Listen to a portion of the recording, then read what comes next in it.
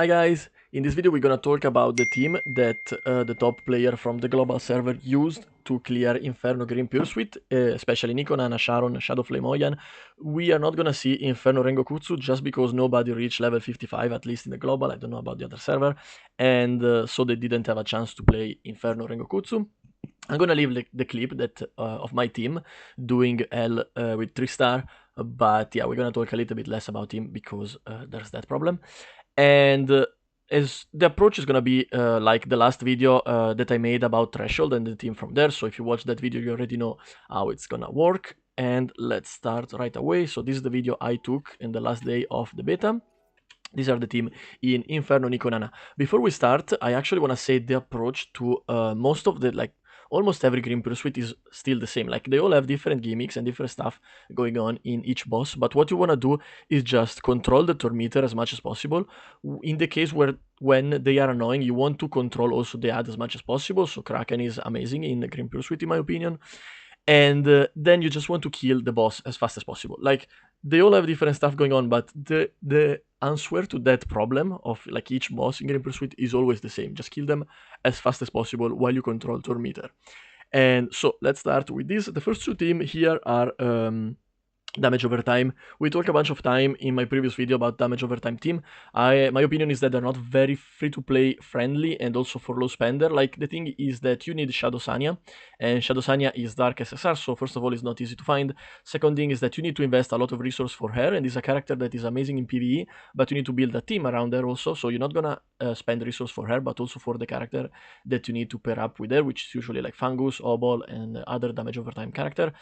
And then it's not a team that works in PvP, so you're gonna spend a lot of resource for something that you can only use in PvE. So if you wanna go that route, it's cool, you can do that, and it's gonna be super strong because arguably damage over time is one of the best approach for PvE in the game because they're super strong for everything.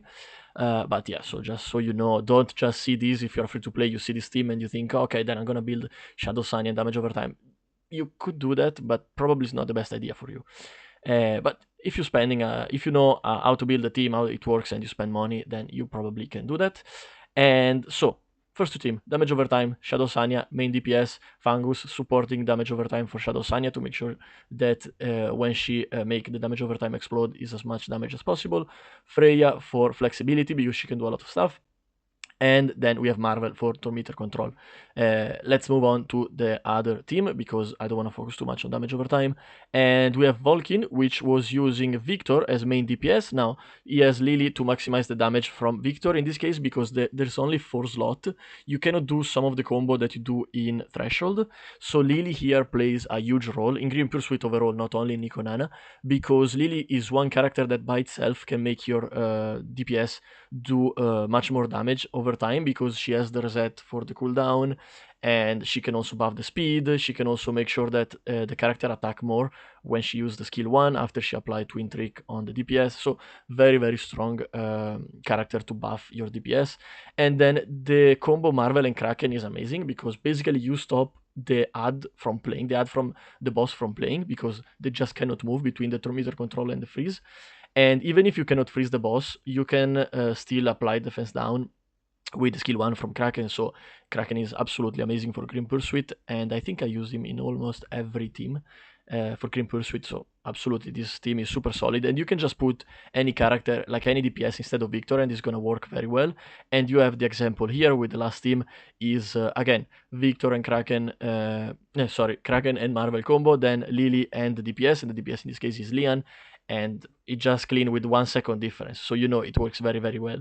You don't need to have a super strong Victor or Dieting for that. You can just use Lian as this player prove, and it's gonna work as well. So just because there were a bunch of damage over time team, let's just see the other team that were used. This one is also damage over time, even if it's tweaked a little bit because there is Tiamat, but I don't want to talk too much about that one. And this one is literally same approach, but they use Messiah as DPS. This one is the same approach, kinda. Instead of like, a lot of people might not have Lily. In this case, you want to use someone else that can either boost the damage of your DPS or debuff the boss, so your DPS does extra damage anyway. And these are two fine examples. One is Tsukiyomi that boosts the speed, so even more control, and the damage of your DPS, so good example. And this one is just Dyna. We talk about Dyna in every video. She's just the best debuff character, especially if you consider she's an SR in the game, because very cheap to build and to find, and so that works as well. Let's move to Sharon. So this is Sharon. If you didn't see, you can check in the background. It's I skip in the video where we can see Inferno team for her. And let's start right away. We have DPS. Here is everybody except one is using Lian. And the reason is that Lian is perfect in this case, because Sharon is green attribute and Lian is red attribute, so she has the attribute advantage, affinity advantage, whatever you want to call it. Now, everybody has Marvel. Again, at this point, I don't think I have to explain why. Turn control meter. No, turn meter control. I always mess that up, but you know. And then the first one has Dyna, which is also used in the third team. And in this case, again, you just buff the damage of your DPS by using a debuff character, which is Dyna. And then these two teams are basically the same, and they use Freya. Again, Freya, super flexible character. She has a lot of stuff going on for her. In this case, it's both for the debuff that she applies on Sharon, but also because the skill 2 buff can be helpful to clean the damage over time that Sharon and the adds apply to your character, so that they don't explode and die too fast. So it's for survivability.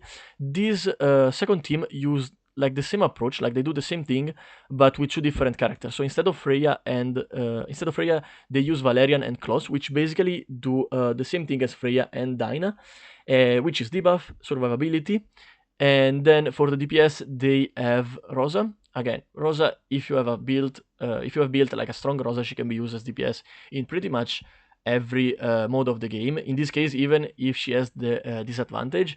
But because it's a character that is quite expensive to build, because if you want to do it properly, you're going to have to invest in more than one of her skill, and she's an SSR, so you're going to need a lot of perfect lattice. It's I'm not going to talk too much about this team, because realistically this is what most people are going to use, so a team with Lian. And this guy had a very, very strong Rahu. I remember because I saw his team in other mode, and you always use Rahu. Again, this is not the usual team that you see, and so we're gonna skip and go down to the other option, just that so I can show you. And these two are more like normal team for Sharon, because again, Lian has main DPS, Marvel, Freya, and now this one, instead of the debuff from Dyna, is using Grey, both because he can do damage by himself, but also because he can apply the debuff on the defense of the boss and the ad, but you don't really care about killing the ad, and also because he can buff the crit rate of Lian. So all these options, like all these S are very, very good. This one use Heinrich, of course. Heinrich is very good. In this case, he's going for a crit rate build because he's using Grey as DPS. He probably has also damage on Heinrich, but I believe he was just going for debuff from Freya and turn control from Marvel, debuff from Heinrich on the boss, and then debuff and damage from Grey to kill the boss. And that's it for Sharon, really. Let's see, I don't want to skip because maybe I'm going to skip too far, so I'm just going to move on with the video. Can we stop to appreciate the design of Shadow Flame Oan? I think it's super, super cool. Like the shield, the wing with the mouth and the eyes, and the weapon looks super amazing, the mask. I don't know, I really like the design of this boss. I think it's the coolest in the game. And now let's check the Inferno team for Shadow Flame Oan. And the thing is, in this case, you wanna freeze. At least that's what worked for me, and what I like to do in this case, in this boss, was to freeze the ad, because they're super annoying. And I imagine in Inferno they're even stronger than hell.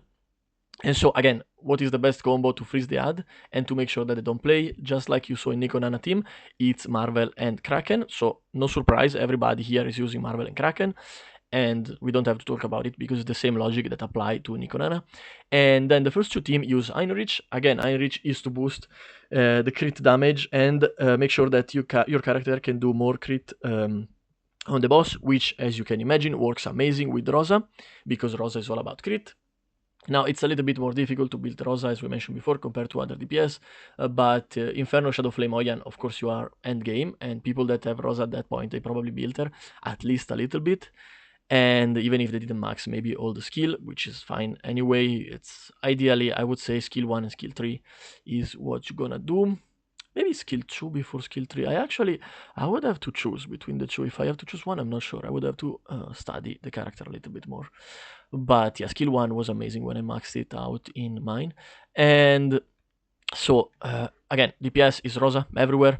Everybody has the only difference is that these two people didn't have Heinrich. This guy is the guy that we saw before with Klaus, so obviously he had a very strong Klaus and he was using it in literally every team, which is nice, it's fine because Klaus is very good character.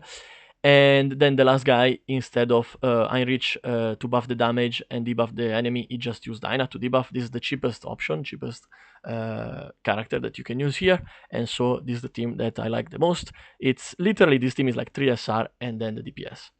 Now, I think I also moved down, yes, to see other team. Let's see what they have. These two team are damage over time. So if anyone is interested, they add in this video a couple of examples of how damage over time works. Like team built on damage over time works, like what character people use.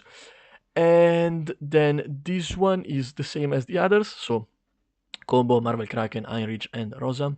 Nothing to add there. And let's see, this one, combo, Marvel Kraken, and then Lily to boost the damage of Lian. Again, nothing to say here, it's a solid team. I'm surprised nobody was using Messiah, maybe? Because I used this team, but instead of Lian, I had Messiah for L. But maybe Inferno, the boss do too much damage and Messiah dies too fast. It could be that. I guess we're gonna see in the official. If I find Messiah again, I will build him again.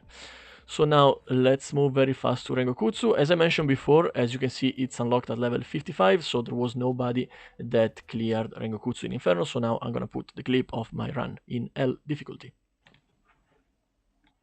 So this is the setup that I use for Rengokutsu in L difficulty. Now, before we start, let's check the team very fast. So Marvel is for the turn meter control. Then we have Dyna for the debuff. The only problem with Dyna is that she's red attribute and the boss start at blue attribute.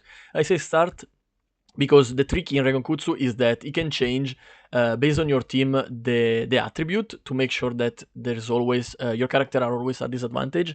Now, eventually everybody will be at disadvantage, but maybe starting with a red unit could be a little bit tricky in Inferno because the damage is going to be too much. So instead of Dyna, I would try with this team also for Inferno, but then if Dyna doesn't work, I would say Grey is a better choice because he has very good synergy with Rosa and is also going to be a different attribute from my DPS. And plus, it doesn't have the disadvantage right away when the battle starts, when Rengokutsu is blue. Freya, again, is super flexible, and she has a little bit of everything, survivability, debuff, and, you know, all the usual stuff, turn meter control, etc. And then we have Rosa. Rosa is the main DPS. Now, here she's not built properly, and she has outstanding module, all plus 15, Fully Awakened, Mythic Shell, and I think the set was Kinai or... no, Kinai and Fury, probably, I don't remember, but I think that was she had double Matrix. The problem is that all the skills were level 1. After this, I started to farm Aurora, and I was stuck to do Aurora 4. I maxed out skill 1 of Rosa, and the damage went up so much that the damage you see here, it's trash compared to what she can actually do once you max out the skill 1. So I just want to say that because if you see this run and you think Rosa is strong, think again, she's actually much stronger when you invest into her skill. So let's start right away. You will see how much, like, control Marvel has. Look at them, how much they get pushed back. That's ridiculous. That's why the character is so freaking good. Now we apply the debuff with Freya, debuff with Dyna, then set up with Rosa. Now every time someone crit, including herself, she goes again for the skill 1. Buff from Freya, another little bit. This one was silence, it's not that important. Bunch of crit. Now Dyna didn't crit, unfortunately, but Freya did, so extra attack from Rosa. And then Marvel goes again and pushes the boss back again. That was ridiculous. That's amazing. Do you see how many turns Marvel has? It's so amazing. And then this triggered the attack from the boss a bunch of time, but it was not that much of a problem. Then they get pushed back again, and that's close to the match. It was a little bit of damage missing, but that's it really. And that was my first run in L difficulty. I didn't know how the boss worked because I didn't read before. I like to go in blind because it's more fun that way for me. But yeah, we got 59 seconds. It was a decent time considering that Rosa was not built properly yet. And that's it for the video. I hope it was useful. If it was, remember to subscribe because I'm trying to reach 1000 before the official, and hope to see you in the next one. Have a great day. Bye bye.